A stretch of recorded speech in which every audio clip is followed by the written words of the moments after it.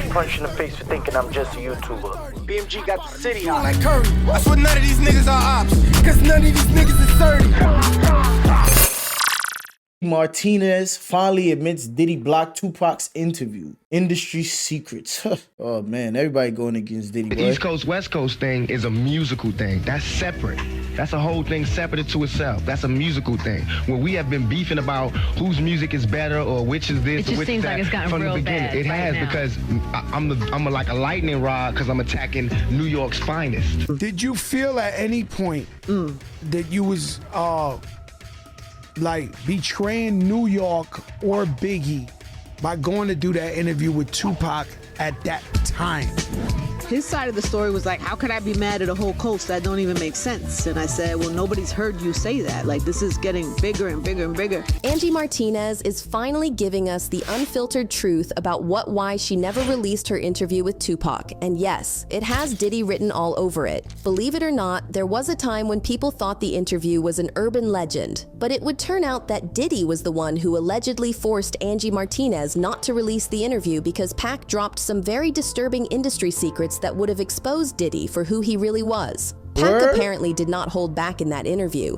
It was basically like his infamous... All right, now look, right? See, when people come out and say things like this, think about it. If she's saying that Diddy, she did an interview with Pac and Diddy blocked the interview, but Pac said some things that exposed Diddy, right? So which means this whole time she knew all these things about Diddy, she kept it on a hush, right? But now that this situation come out, now she decides that now it's the time to speak on it. That's crazy, right? Isn't that worse than a nigga?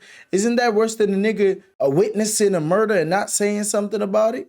You feel me? Because they be trying to bash street niggas with, oh, you guys got this stupid ass mentality. You don't want to snitch and this, that, and the third, right? Isn't that worse? You know people are trafficking people and people are assaulting younger kids and you kept that on a hush for that long? Come on, bro. diss track, Hit 'Em Up, is podcast That's style. crazy. Well, Angie is tired of holding on to that explosive interview, and she's now spilling all the tea about the threats Diddy That's sent her to crazy. force her to back off. But do the feds really have access to that interview? And is it true that Diddy threatened to unalive Angie if she released it? Let's get into it. Time, I couldn't air it on the radio because I was literally afraid that somebody would die. I literally thought I would make a bad situation worse. When my intent was to try to smooth it out and make it better, but he was so angry and passionate. Yeah, I wonder if she just trying to go viral off this situation. Like, does that interview actually exist, or she just trying to go viral over this situation right now? Because you felt like you would have died or somebody would have died. What makes you think that somebody can't die now or somebody won't die now? Just because he locked up? We seen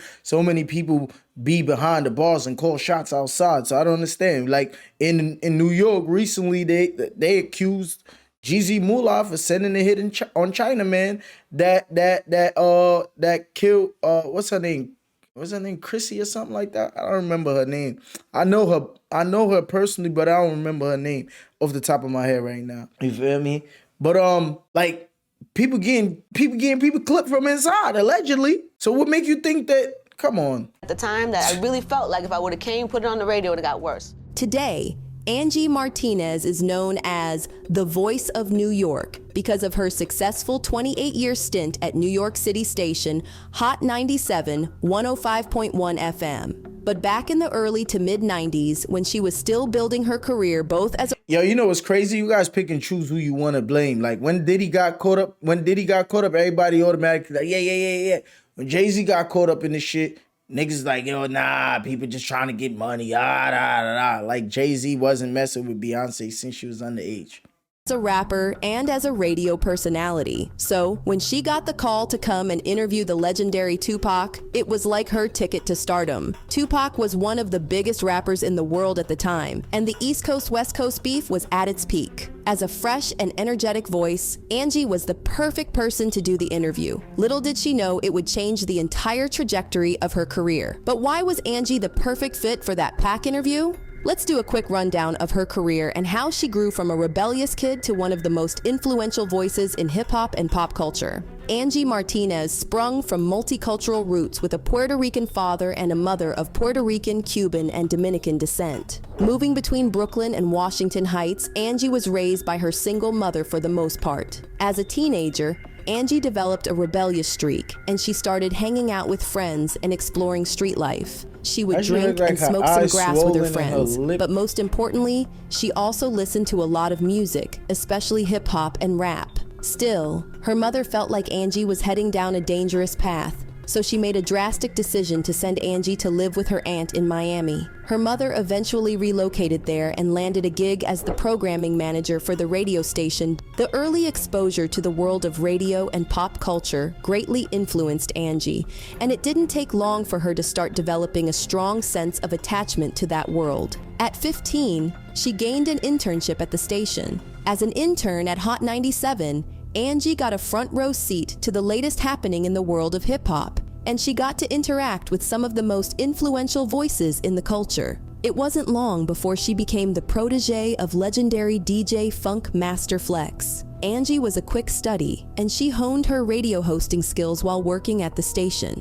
By the late 1980s, she was co-hosting the afternoon drive segments alongside DJ Enough, where she interviewed some of the biggest names in music like Jay-Z, DMX, and Mariah Carey. Gradually, Angie established herself as an important figure in the industry despite her frequent clashes with her radio rival, the one and only Wendy Williams, who she sometimes had to work with. Angie's charisma and talent kept her in the spotlight, and she even grew a loyal fan base while on the radio. In 2014, Angie made a controversial move to Power 105.1 after almost 20 years at Hot 97. This left people wondering if she had a dispute with her colleagues at Hot 97, but she later confirmed that she was cool with Ebro Darden, Funk Master Flex, and Cypher Sounds. Angie continued her reign as a top media personality after the move to Power 105.1, and that same year, Jay-Z signed her to a management deal with Roc Nation,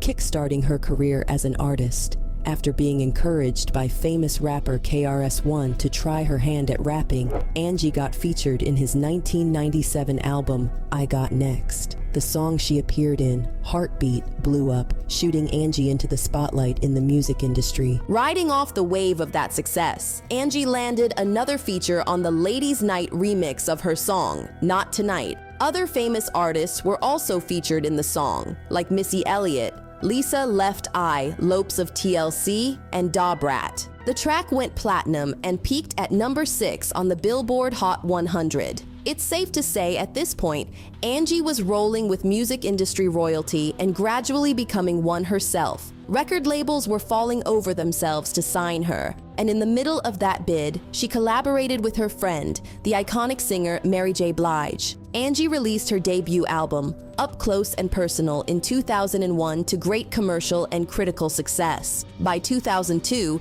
she had already started working on her second album, Animal House. The album was even more successful than the first one. It literally became a summer hit, and by this point, Angie was a household name in the music industry and urban radio. Angie's career trajectory was one for the books, but she never slowed down, even for one moment. She had a scary incident in 2019 when she was involved in a terrible accident that left her hanging on to her life by a thread. This period forced Angie to reorganize her priorities, and after a long and difficult recovery period, she decided to take her career in another direction, leading to the birth of her podcast, IRL. Despite Angie's impressive growth, her career wasn't without its ups and downs. For example, she had a well-publicized beef with Diddy that lasted for decades. Angie and Diddy never liked each other. In fact, she admitted to hating him in her memoir, My Voice. For Angie, her Imagine someone admits to hating someone, and you think that they wouldn't lie on that person. animosity with Diddy was never personal. It was mostly professional. She didn't like the way he handled things. And we're not talking about street niggas, because a lot of people would try to build narratives. We're talking about a female who is a law-abiding citizen, right? Women nature, usually when they hate people, they're very spiteful. You know what I'm saying? So she could do anything. We don't know. You know what I'm saying? Listen, I take my platform to give people common sense, because nowadays it seems like no one has common sense anymore, because everyone gets their sense only from what they see on TV or the internet. Nobody's thinking outside the box anymore. Everybody's allowing, the world to think for them. It's like, yo, bro, sometimes you got to see things differently. If you only see it the way the world make you see it, then nigga, you programmed already. So now what I do is like I point out different point of views and things. Like, yo, this could happen. All right, keep your mind open for this. But people don't like when I do that because sometimes it makes who they like look bad. But I'm just trying to point out different perspectives. Really and truly, I don't give a shit about none of these people. I'm just here to make content because guess what? When you create content on social media and you get a big view and you give people what they like to see, you make money off of it. I'm doing this shit because I make money off this shit. I'm not doing it because I care about these people and what's going on with them. But I will tell the truth and I will say how I feel on situations because that's who I am. You know what I'm saying? But in all actuality, I could give a rat's ass about any of these people that I be reviewing on a personal note. I don't really care about these people, bro. And she thought he was too shady. In her memoir, she spilled the tea about how, while everyone else was bending over backward to get close to Diddy, she never felt the need to have a relationship with him since they didn't click. She explained that Diddy's aggressive push for his own agenda seemed too crass for her and often clashed with her own style. But as it turns out, this barely scratched the surface of why Diddy and Angie hated each other. Angie once talked about one time when Diddy ran up on her, and she didn't hold back in talking about how the situation left her shaken. The encounter itself wasn't an out-of-the-blue experience, but it was the way it left her feeling uncomfortable that stuck with her. It also wasn't the first time they had crossed paths, and each time left her with a worse taste in her mouth than the last time. She just never aired the business out there because she understood that not everything needed to be made public. As chaotic as some parts of Angie's career were, other parts left a mark on the world, like her infamous interview with Tupac. At the time, Angie was still trying to build her career in— Yo, sometimes, I'm going to just pause it to address this clown real quick, right? Sometimes you guys reach for the little small things to try to make me look bad, right? Even though every time y'all try it, I show y'all that y'all stupid, you guys still try it anyway. Nigga said common sense, then said Fab said it's all good just a week ago. Fab actually did say it was all good just a week ago. I didn't say Fab said it first. I said he said, like Fab said, it was all good just a week ago. I don't have to say like Jay-Z said. I said like Fab said. I said who I wanted to say. It was all good a week ago. And this has nothing to do with the video. So I don't understand why you even put that in the comment section. It just shows that you niggas find any reason to create a narrative on a nigga. Nigga called me a culture vulture when all I do is cover black culture. I'm fucking black, you idiot. In radio, and her interview with Tupac was Fucking her biggest dumb yet. niggas. But here's where it gets interesting. Angie never released the interview she had with Tupac. Well, technically, she did release some of it, but only about 10 minutes of what we know was a 2-hour interview. And what's going down with that. So I wanted to get his view, and here goes a little something. The East Coast, West Coast thing is a musical thing. That's separate. That's a whole thing separate to itself. That's a musical thing. When we have been beefing about whose music is better or which is this It or just which seems is that like it's gotten from real the beginning. bad It right has now. because I'm like a lightning rod because I'm attacking New York's finest. They're self-proclaimed king of New York. You know what I mean? I'm attacking them so because nobody is separating themselves from him. They still talking about how Biggie? raw, yes, they still talking about how raw he is and woo woo woo. He's a representative. He represents New York. There are a lot Every time it benefits New York, he represents New York. When it don't benefit New York, now he's just another rapper. I'm not But y'all saying let him that. wear y'all colors. You let him shout y'all shit out. When Biggie came out here, he screamed out, "Brooklyn's in the house." We don't beat and say, "Why you starting a war?" Why is everybody, when I say West Side, it hurt people's feelings? I don't think it's because you're saying West Side. I think because, They think they own me. Nah, not at all. I think it's because, Dog Pound video came out, New York, and I'm not saying you was in the video. I know you wasn't in the video, I wasn't but in it. I didn't write it. I didn't produce the beat. all right. So let's I say I'm gonna address that week ago shit after this video too. was in jail. The album was done while I was in jail. I'm That's reacting separate. to this. it just, you know what it is? It's New York's visualizing your camp, which to them is Death Row, which is Dog Pound, which is Snoop, and which is that whole thing. And it was all one time. The New York video came out. Brothers was stepping on cars in New York, stepping on New York like they owned it. Boom, you come out next video, West What Coast, about West the Coast. video? Yes, It's a whole- it is. To me, it is the best coast, and everybody in New York feel like that too. That's why they come out here and party, man. Why is everybody acting like? I'm not saying. I didn't say for me to say Cali is the West Coast. I never said New York ain't saying shit. I never said New York is the worst coast. I just said where I'm at, where I'm from is the best coast. Why is that offending people? Okay. The interview happened during the height of the East Coast West Coast beef, so it was highly anticipated because a lot of people knew that Tupac was going to have a lot to say, New York, and though, he bro. didn't disappoint. Did you feel at any point that you was like betraying New York or Biggie by going to do that interview with Tupac at that time? His side of the story was like, how could I be mad at a whole coast? That don't even make sense. And I said, well, nobody's heard you say that. Like, this is getting bigger and bigger and bigger.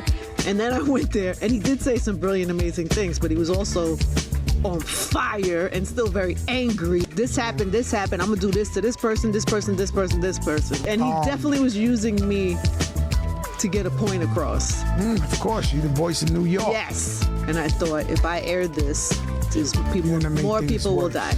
More people will.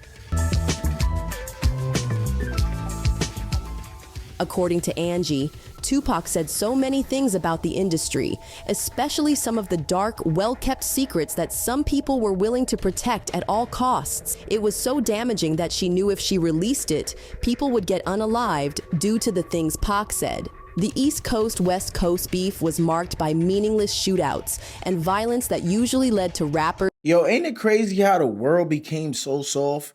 Like, you can't even say certain words now. You gotta replace shit with unalived, graped, all of this. You can't even say words anymore because like everything's super. Like, what's their agenda? What are they trying to turn this world into, bro?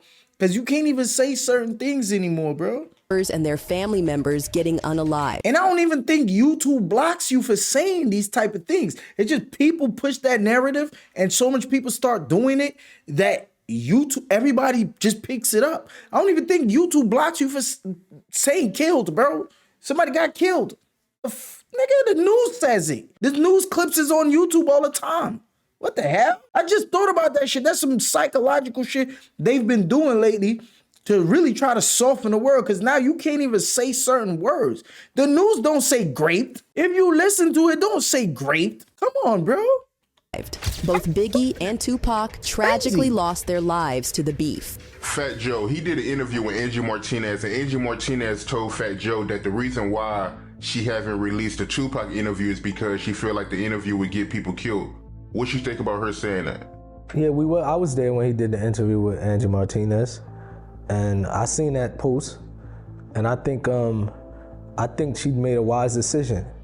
You know what I mean? Because everybody will be involved, and when bodies start dropping and people lose their life, you know what I mean? The consequences and accountability, everybody who pushed that is involved. Like, for example, people die because the media really pushed the East Coast, West Coast war that really wasn't there. So I think Angie Martinez. Yep, that's what a lot of people do. With fans, when it comes to people in the media and all that, people push their own narratives, bro.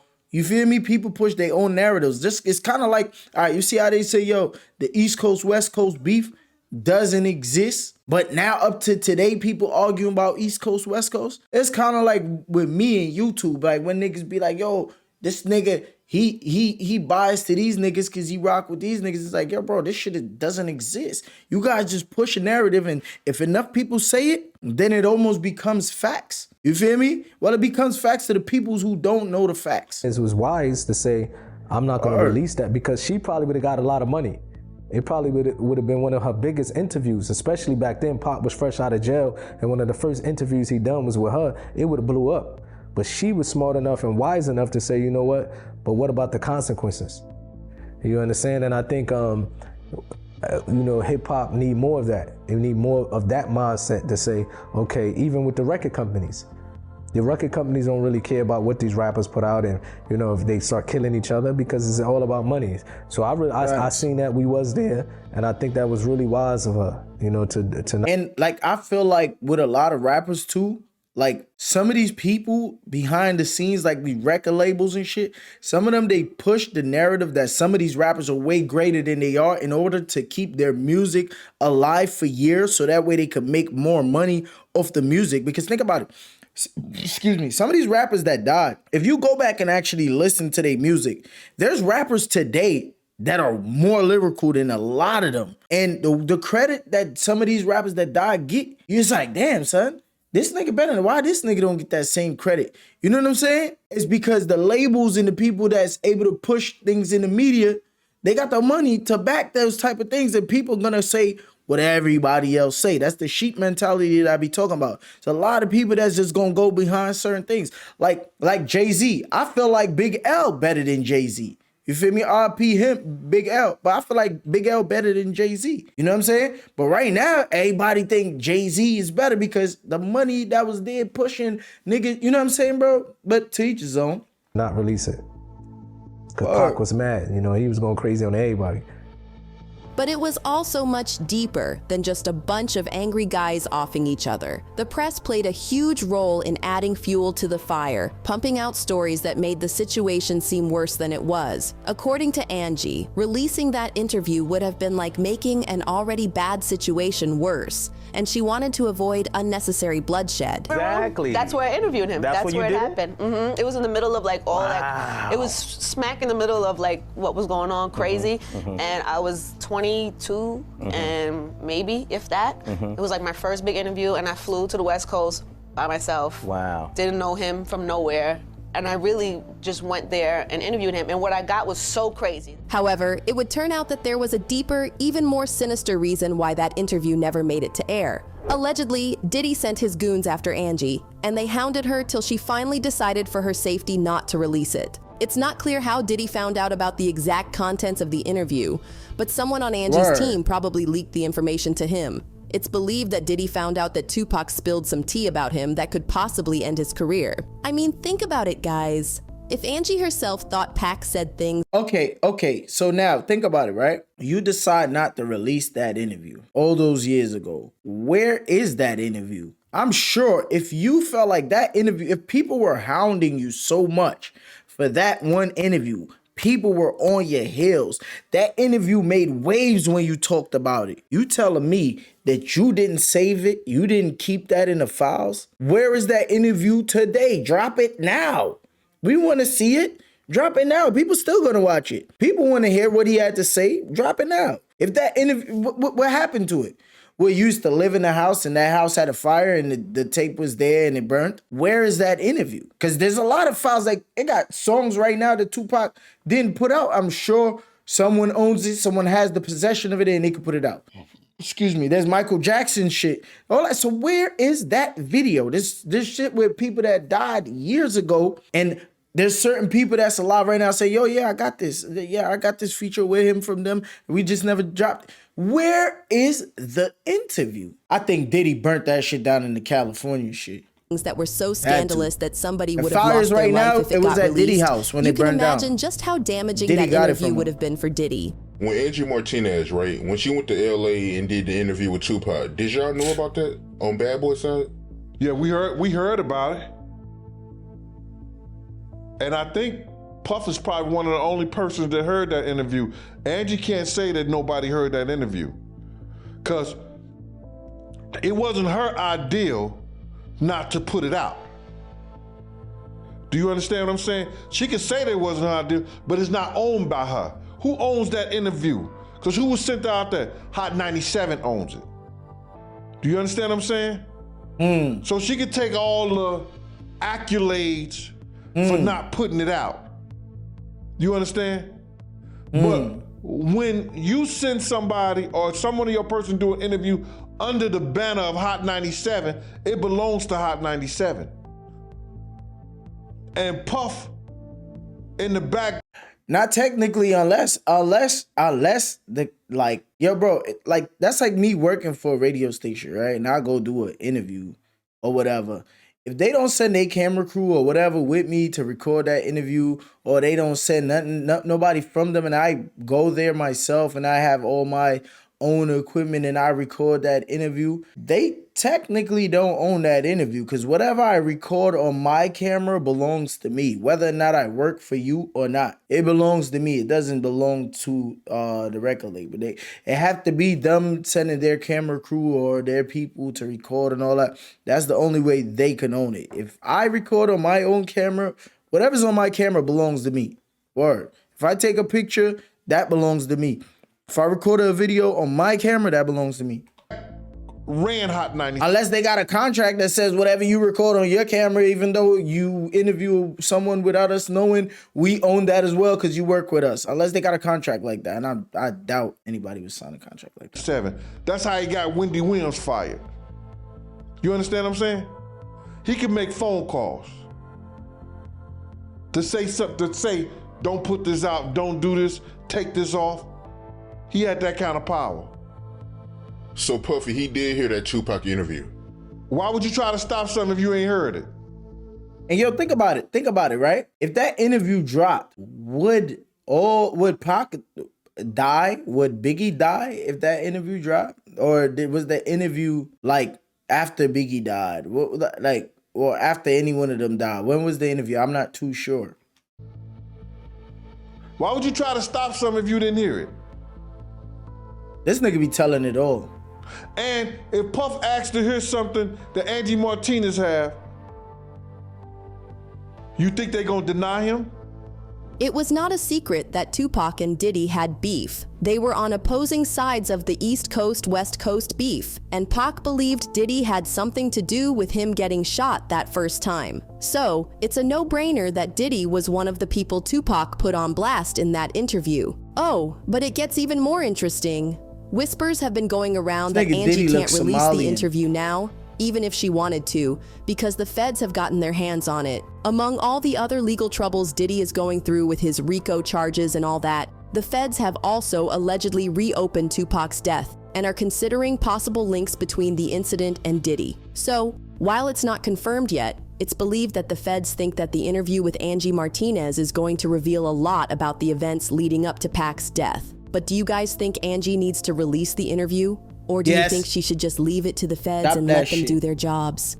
Drop that interview, Angie Martinez. Drop that interview. Unless it's some shit that could actually put somebody in jail for real. Like if right. See, but that's the crazy part about it though. That's the crazy part about it. In a time like this is when you bring it up. So now it's like, yeah, I got it, but the reason I ain't gonna drop it because I don't want to be the one that people call in the snitch, because if I drop this video and now it makes a case on Diddy, then everybody's gonna call me. But in all actuality, now this is where morals kick in, right? This is where morals kick in. If you guys gonna sit here and y'all gonna keep bashing the man, right? Because technically, if you bashing him on the internet and calling him a trafficker, a PDF file, all these other things, right? If you calling him that out there in the media, you putting these things out there already, you feel me? And you might as well just come out and put out that interview, because shit, why you saying all these things anyway? You know what I'm saying? Because technically you still snitching. Feel me? If you trying to avoid being called a snitch, you still snitching. Feel me? I don't know what's her thought on Diddy case. I'm just, because right now it's like, damn, like out of all times you decide to come out now and then say, yo, yeah, it was, you couldn't. Man, this shit is crazy. You know what I'm saying? I ain't going front, bro. Put the interview out. If that nigga did what he did, then he did what he did. BTA, that's it. You know what I'm saying? Ain't nobody supporting that type of weirdo shit. Yo, bro, little ass kids and, you know what I'm saying? Like, ain't nobody supporting that weirdo shit. But, feel me? If it's just about some street shit, like, niggas that he was beefing with and shit like that, keep that to yourself. But if it's some like, some PDF file shit and all that weird shit, yeah, send that info straight up via PDF file, you feel me? We need to erase him. You know what I'm saying? Straight up. If you not subscribed to Stella Gang yet, what you waiting for? Come on, join the squad, man. Stella Gang got the city hot. Hit that subscribe button. Hit that bell notification so you notified every time I drop a new video, man. BMG got the city hot. Y'all niggas know what's going on, man.